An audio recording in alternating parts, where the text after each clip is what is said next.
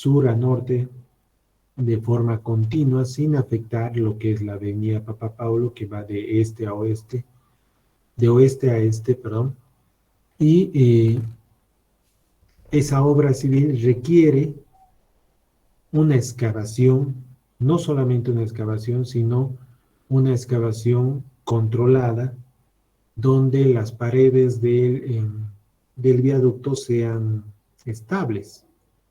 En puentes también se hace necesario, también en la misma obra, la distribución que se realiza debajo del puente para dar paso a la avenida del Ejército requiere de unos desniveles para poder dar paso a la avenida del Ejército que va de oeste a este, y los puentes de circunvalación de norte a sur o de sur a norte de forma continua se logra con estas estructuras que ayudan a sostener y mantener estable estos desniveles. ¿Ya? En edificios es común aprovechar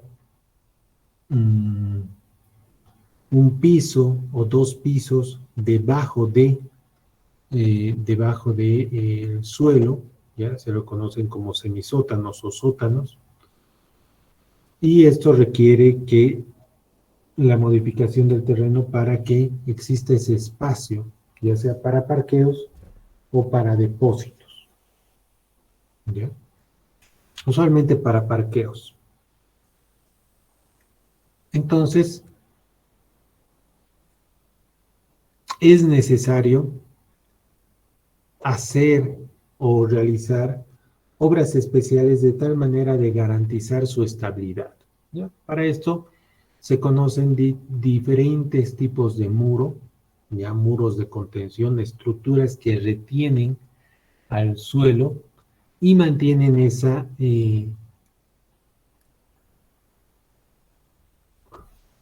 configuración, ¿ya? Este es uno de los primeros problemas de ingeniería geotécnica registrados en el mundo. Problemas de retención para diques, se tienen registros de pequeños diques en el antiguo egipcio, en la antigua dinastía egipcia, se tienen construcciones de diques que son estructuras que tienen la función de retener el suelo y dar paso al río, ¿ya? Entonces, ya se tiene como uno de los primeros problemas de ingeniería geotécnica, se tenían registrados este tipo de estructuras que tienen la función de retener un desnivel.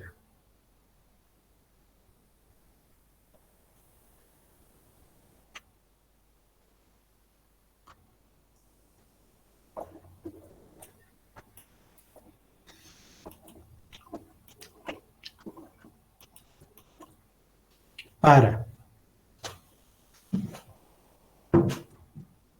el análisis de estabilidad de estas estructuras se requiere conocer tanto la naturaleza de la estructura del muro como la naturaleza del material que será soportado, al igual que la manera en que el muro podría moverse o ceder después de la construcción.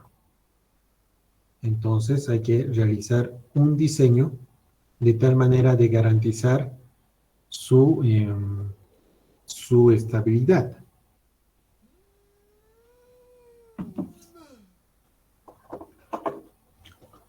Entonces, ya por los años 1700 a 1900, se desarrolló los métodos de Rankine y Coulomb, que se basan en la idealización de la estructura de retención como una estructura rígida y que se comporta como una unidad. Sin embargo, a pesar que esta suposición ignora el efecto real que existe en la interacción suelo-estructura, y el proceso de construcción del sistema, en la actualidad estructuras más complicadas han sido diseñadas aplicando modificaciones empíricas a estos métodos. Como algunas estructuras de ejemplo se muestran en la figura 5.1, aquí hay muros tipo gravedad y muros tabique como muro flexible, como algunos ejemplos comunes de estructuras de retención pueden verse acá. El proceso de construcción del sistema involucra primeramente la edificación de la estructura de retención, procediéndose a continuación con el colocado de relleno que se encuentra situado entre el muro y el talud excavado.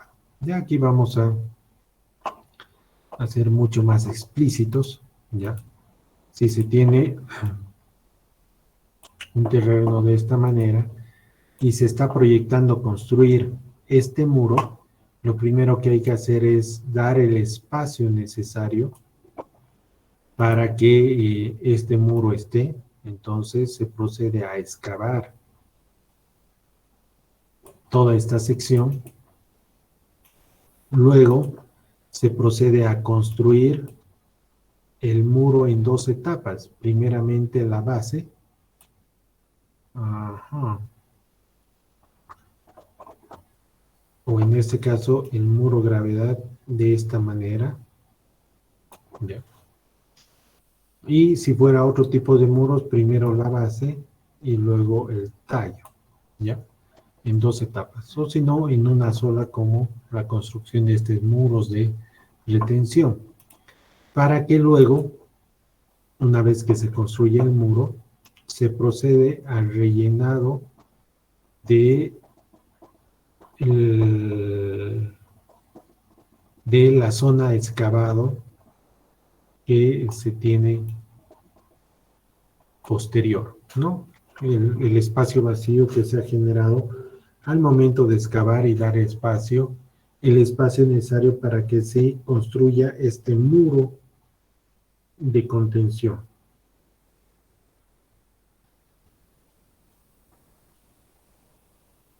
¿Ya? Entonces, a eso se refiere que una vez construida la estructura, se procede al relleno que se encuentra entre el muro y el talud excavado.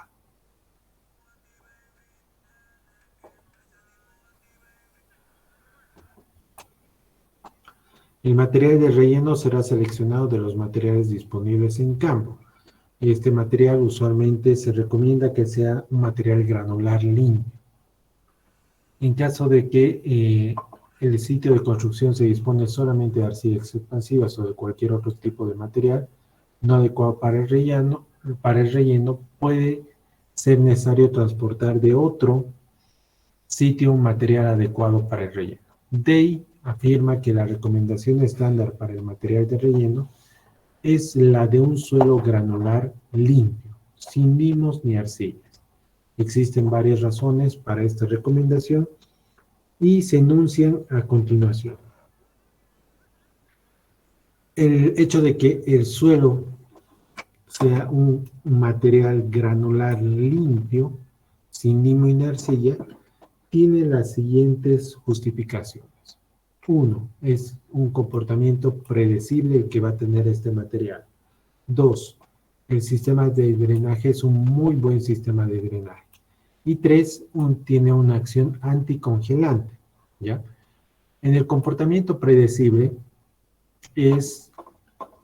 se define que este material de relleno granular tiene un comportamiento más predecible en términos de presión del terreno ejercida sobre el muro. Por otra parte, al utilizarse un relleno granular limpio, se asegura que no existirá ningún tipo de fuerza expansiva.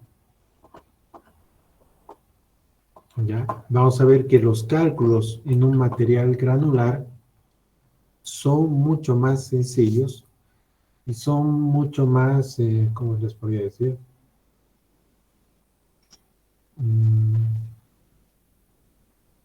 Predecibles es la palabra adecuada, ¿no?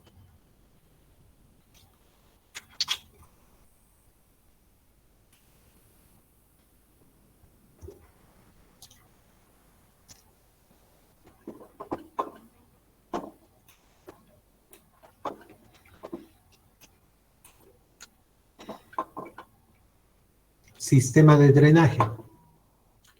Los muros de contención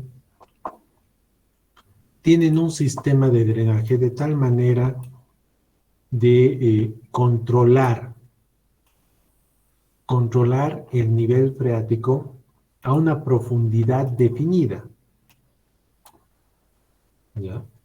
A una profundidad definida.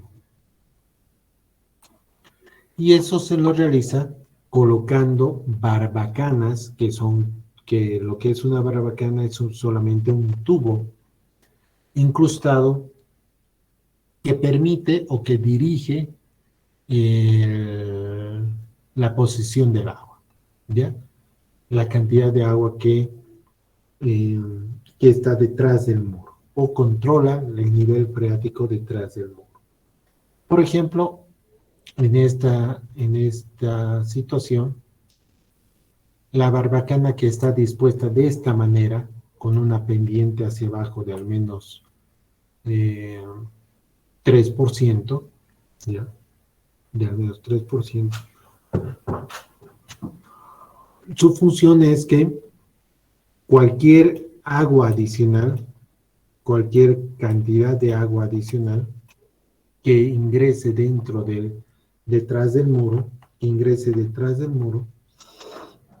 este relleno, al ser un material granular permeable, permite que el agua ingrese dentro de su estructura rápidamente y se tope con esta barbacana, de tal manera que este nivel freático se mantiene constante a lo largo de su vida útil, porque la barbacana no permite que el nivel freático se asiente y que vaya creciendo en la superficie. Más bien, este tope va a hacer que disminuya el nivel freático. Y dirigir y controlar la posición del nivel freático se lo realiza de esta manera. De tal manera que en la parte externa también se tenga el cuidado de almacenar o dirigir lo recolectado por la parte posterior del muro y llevarlo a un lugar donde no ocasione problemas, ¿ya? Acción congelante. En climas fríos, la acción congelante ha sido una causa de movimientos de muchos muros, ocasionando que estos queden fuera de uso. Por tanto, si las temperaturas bajas prevalecen, el relleno del suelo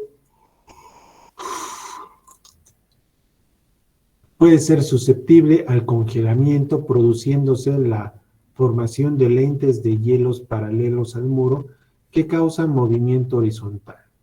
En estos casos, el relleno de suelo granular limpio y un adecuado sistema de drenaje contribuyen a la protección del muro contra la acción congelante. Si el suelo no es granular, si el suelo es un suelo fino y un sistema de drenaje no puede ser provisto, entonces se puede tener una acción congelante, es decir, cuando las temperaturas bajan y el material cohesivo está acá, y se forma una película de agua entre lo que es el muro y el suelo, y esa agua, cuando se congela el agua, incrementa su volumen, ya aumenta de volumen. Por lo tanto, esa pequeña acción genera una desconexión entre el suelo y el muro, lo que podría ocasionar muchos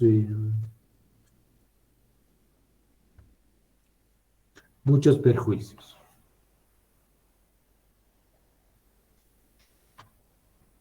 Entonces, para poder diseñar esto, es necesario poder conocer 3 posibles acciones que pueda tener el suelo ante las fuerzas laterales se, eh, que se tiene.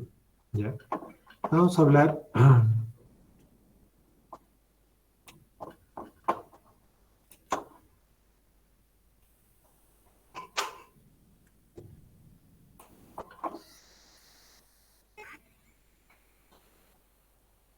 en términos de movimiento del suelo en función de la presión lateral que ocurre en el suelo. ¿Ya? Con tres situaciones. ¿Ya? La primera situación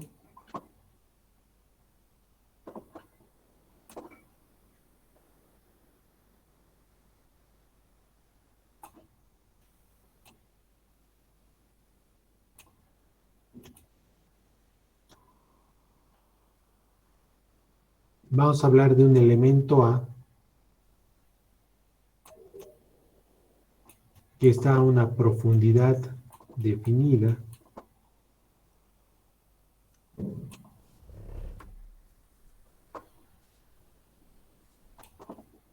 y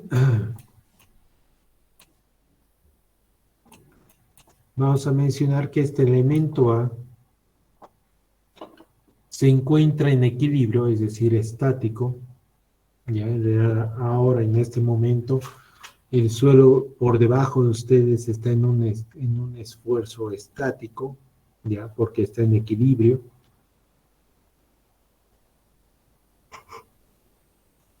Porque no existe un movimiento representativo en cualquier otra dirección, simplemente ustedes están en el lugar que estén, por debajo de ustedes ya existe un suelo en equilibrio, ya no existe un material que eh,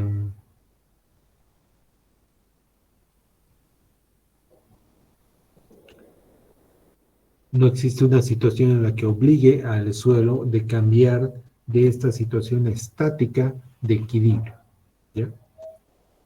Entonces, se define que en esta situación el suelo presenta un esfuerzo lateral del terreno en condición de reposo.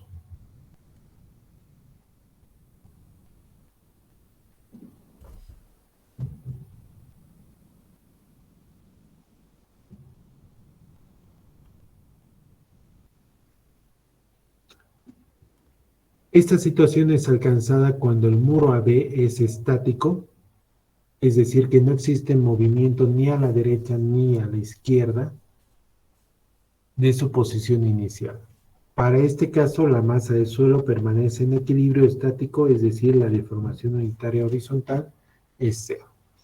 Todo suelo que no tenga desnivel, inicialmente, ¿ya?, presenta un esfuerzo lateral que se denomina esfuerzo lateral en reposo, porque no existe movimiento ni a la izquierda ni a la derecha de este suelo, ¿ya? Y esto se representa con esta posición del esfuerzo en reposo, que es una medida del esfuerzo versus el movimiento que ocurre con el suelo, vamos a decir, a la mano izquierda o a la mano derecha, o hacia dentro del muro o hacia afuera del muro. ¿Ya? No existe un movimiento de de este elemento A, un movimiento histórico que puede ser registrado, ¿ya? Solamente se tiene que, al momento de que el suelo está en equilibrio, que no existe un desnivel, el suelo presenta un esfuerzo lateral igual a un esfuerzo de reposo. El segundo esfuerzo que vamos a ver, que es un esfuerzo lateral, es el esfuerzo lateral activo. Y esta condición activo se da en esta situación.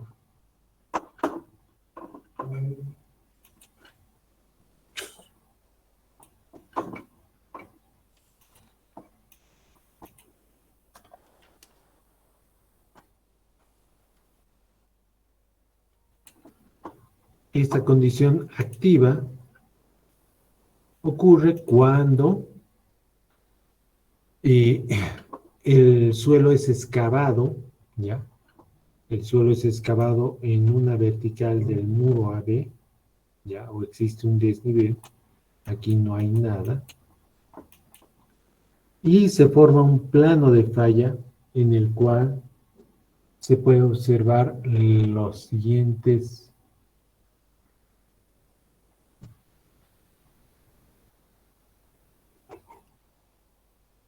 La siguiente posición, una vez que se ha desarrollado un plano de falla. Ya el movimiento del suelo ocurre hacia fuera del muro, naturalmente, ¿ya? Naturalmente ocurre esto.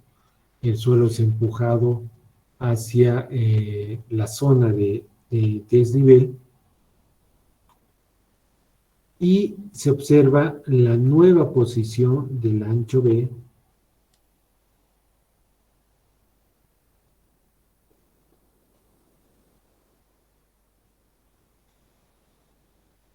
la nueva posición del muro, perdón, donde se observa una deformación, ¿ya? Una deformación en la parte superior. Y esto es que progresivamente el suelo se moviliza. Desde el punto más bajo del muro al punto más alto existe un desplazamiento, un movimiento lateral, ¿ya? Naturalmente, ¿ya?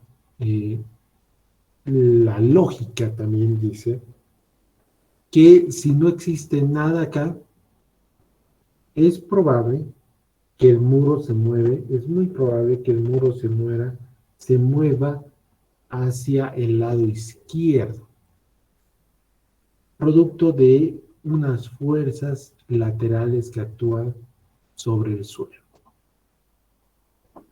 Estas fuerzas adicionales a la fuerza vertical, pero relacionadas porque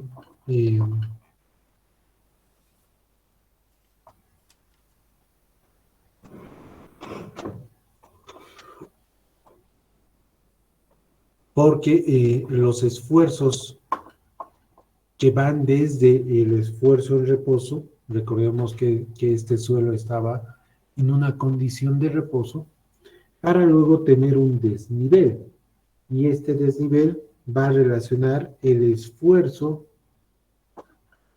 lateral que siente con el esfuerzo vertical y el asentamiento producido por estas estructuras.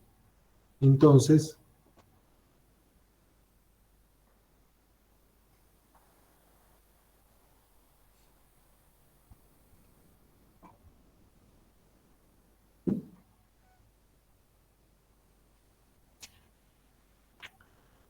se demuestra acá que existe un elemento A que tiene un esfuerzo efectivo vertical y que tiene un esfuerzo efectivo activo lateral, que revisando bibliografía, realizando ensayos, se demuestra que existe una disminución, ya existe una disminución del esfuerzo lateral en reposo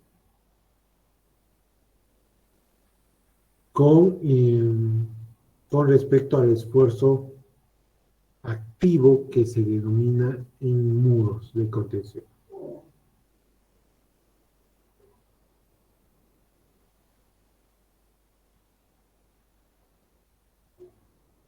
¿Hasta aquí alguna pregunta?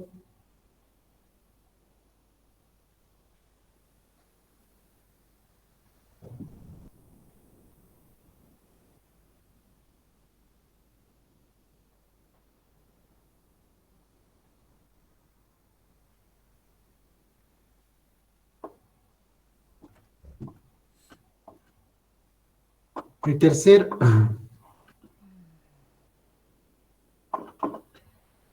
tipo de movimiento que se puede registrar en este tipo de estructuras es un esfuerzo que se denomina esfuerzo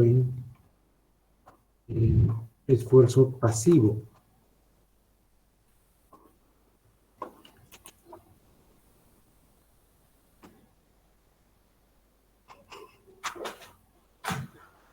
Este esfuerzo se da como un esfuerzo de presión antinatural, ¿ya? La presión activa es una presión que se da naturalmente, ¿ya? Cuando uno tiene un desnivel, en cierto momento, naturalmente, la pared o el muro se va a deslizar por pérdida de resistencia o por cualquier otro valor, ¿ya? Eso es lo natural, ¿ya? En cambio, existe otra condición en el cual se realiza un procedimiento que permita al suelo contraerse, ¿ya? Contraerse. O se necesita una fuerza externa que lo empuje contra sí mismo.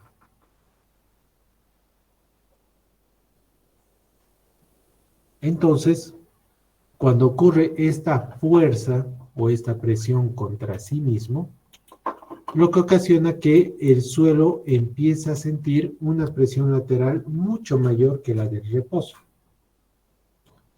Es así que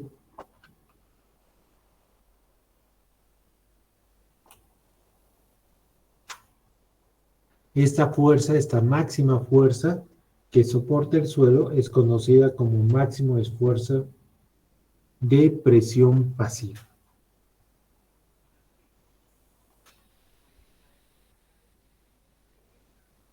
Se han estudiado el trabajo de Duncan, ha sido muy interesante, en el cual ha trabajado mucho en diques.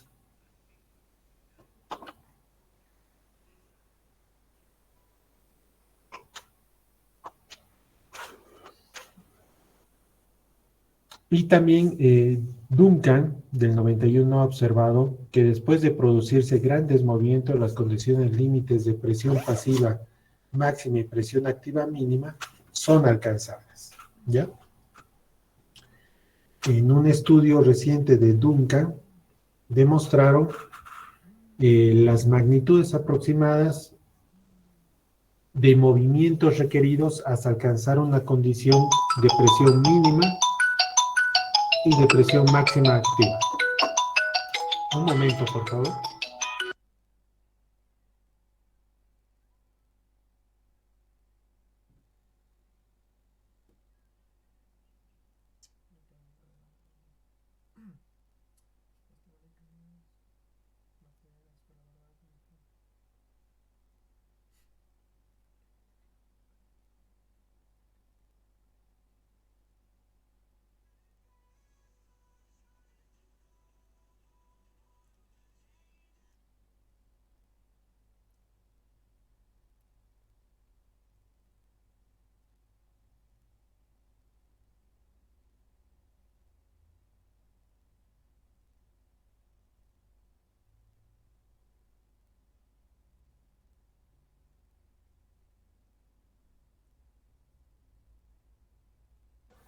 No, continuamos.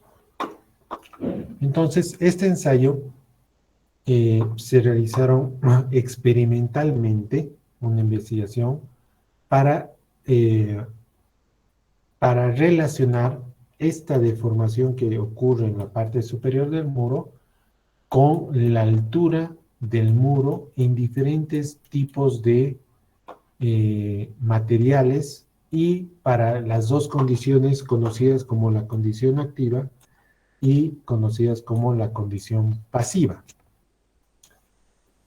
Este resultado se muestra en esta tabla, en el cual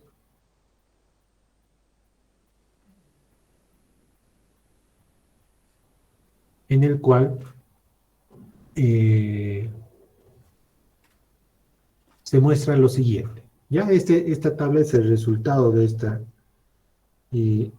esta información.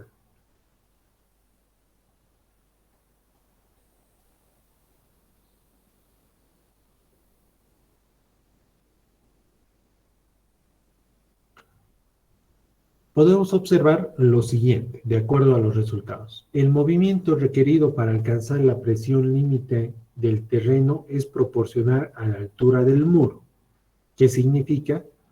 Significa que la relación entre la deformación que se mide en la parte superior con la altura es constante para diferentes tipos de suelo, ¿ya? Es decir, que hay una proporción, es proporcional a la altura del muro. Es una relación en función de la altura del muro. El movimiento requerido para alcanzar la presión máxima pasiva es aproximadamente 10 veces más grande que el requerido para alcanzar la presión mínima activa. Y eso se observa con los resultados. Aquí están las condiciones activas y las condiciones pasivas de diferentes tipos de suelo. Por ejemplo, para una arena densa, para alcanzar la condición activa, la relación entre delta H entre delta con H es 0.001 y la relación para alcanzar la presión pasiva es 0.1, ¿ya? Usualmente los sótanos tienen 4 metros de altura, entonces si tuviéramos un muro de 4 metros, esta altura, este movimiento en la parte superior del muro para alcanzar la condición activa mínima sería una dimensión de 0.001 metros, no, 0.004 metros de movimiento en la parte superior, y eso es 4 centímetros, no, 4 milímetros, ¿no? Entonces, si el muro de 4 metros se mueve 4 milímetros en la parte superior, podríamos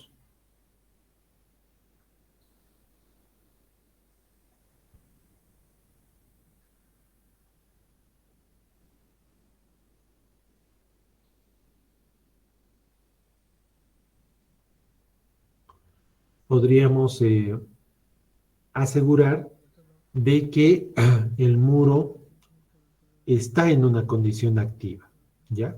Pero para que ese mismo muro de 4 metros alcance una condición pasiva,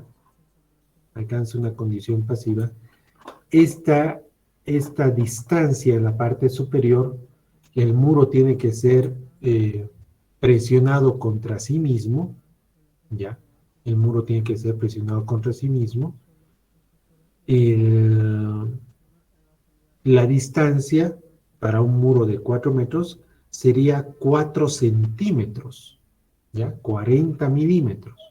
Por eso la relación es aproximadamente 10 veces más grande. Son para un H de 4 metros,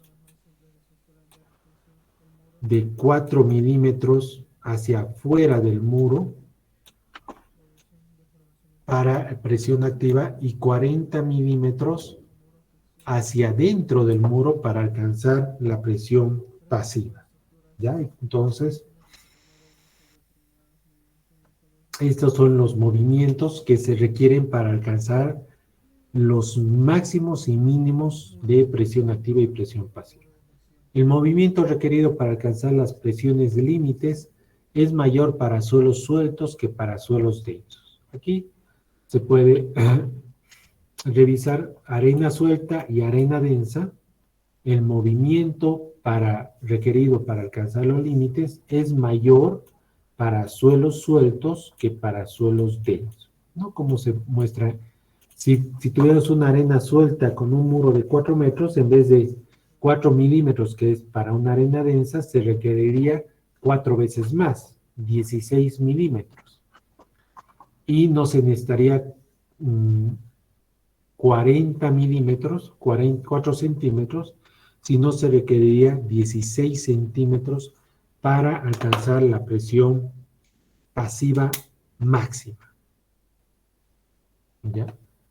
Entonces, este conocimiento nos es útil para poder definir qué fuerzas son las que se requieren, qué fuerzas son las que actúan sobre el muro que estamos diseñando.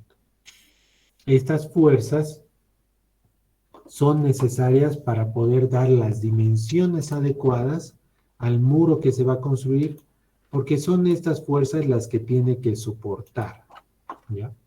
Entonces, históricamente, la solución al problema de las presiones laterales del terreno fue una de las primeras aplicaciones de los métodos científicos para el diseño de estructuras, siendo los dos pioneros en este campo el francés Charles-Augustin Coulomb y el escocés William John Macron Rankine, ¿ya?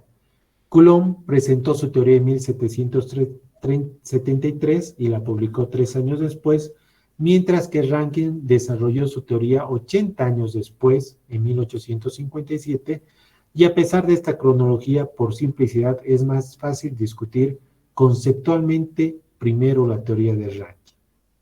Finalmente se presenta otro método popular de estimación de la presión del terreno, y este es el método de la espiral logarítmica que fue propuesto por Terzaghi en 1943. Actualmente estamos en el 2022 y estamos viendo teorías de 1773, hace más aproximadamente casi 250 años de esta teoría del profesor, del ingeniero francés Charles-Augustin Coulomb, y también del escocés William John Macron Rankine. ¿Ya? Entonces, estas teorías han sido ampliamente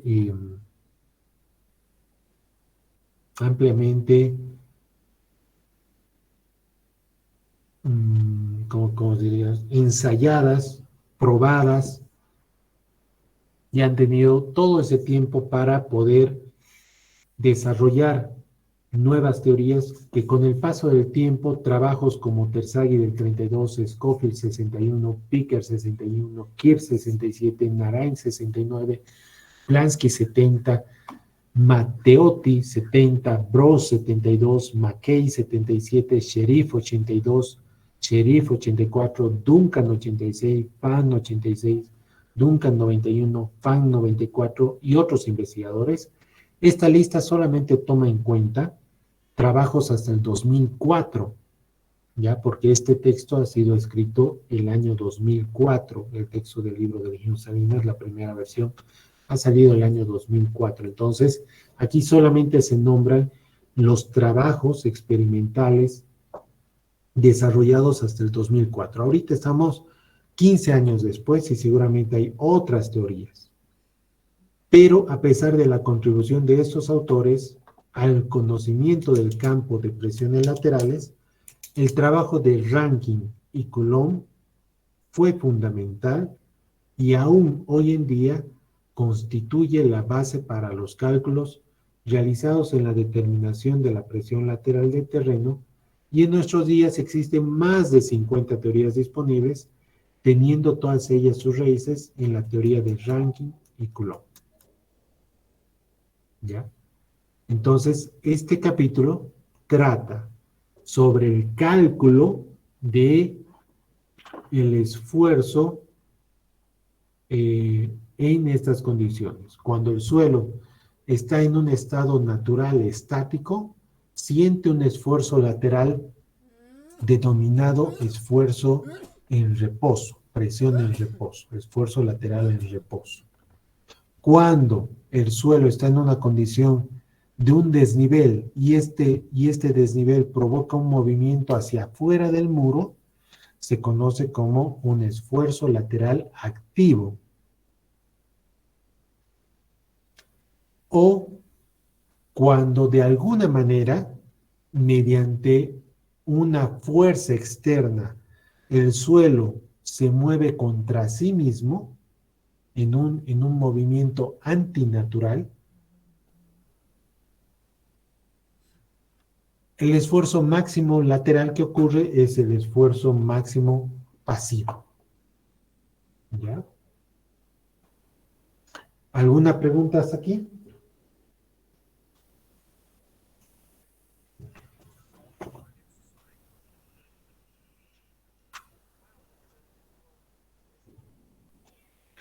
El día sábado,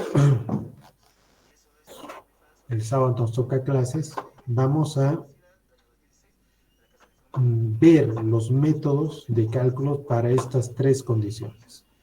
Condición en reposo, condición activa y condición pasiva. Por el método de ranking, ¿ya? Entonces, favor de estudiar, revisar esta teoría de ranking para condiciones drenadas, condiciones no drenadas, condición activa, esfuerzo activa para condiciones drenadas, condiciones no drenadas, y también esfuerzo pasivo para condiciones drenadas y condiciones no drenadas del método de ranking. ¿No? Eso sería todo. Si no hay preguntas, aquí quedaríamos.